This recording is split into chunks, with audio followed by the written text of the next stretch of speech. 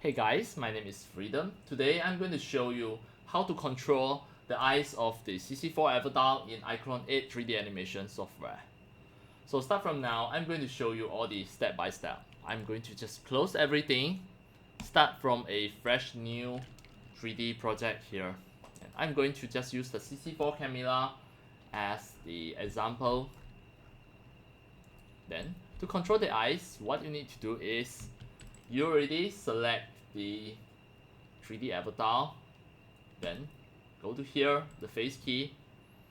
So now by default it's nothing selected, then it is under the muscle. Then here you can just select the first one, then you can see these two. You can close the eyes, blink the eyes. Alright, reset to 0.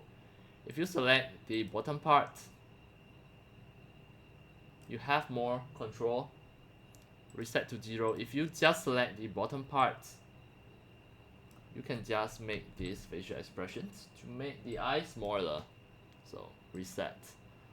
If you select the center part, then you can move the eyeball. Just reset to 0. If all you select it, then it can be more facial expressions about the eyes expressions that you can control, just like a facial puppet. It is really easy. Alright, that's all for today about my tutorials on how to effectively control the CC4 avatar's eyes in iClone 8 3D animation software, and you can make the animations in iClone 8. And that's all for today. Thank you for watching. If you love my videos, tutorials and sharings, if you feel all these tutorials and sharings are very helpful to your 3D modeling, 3D animations and 3D game developing, you can subscribe to my YouTube channel and also turn on the mini bell and select all, so that when next time I publish a new videos, tutorials or sharings, you receive a notification immediately. See you in my next video. Enjoy!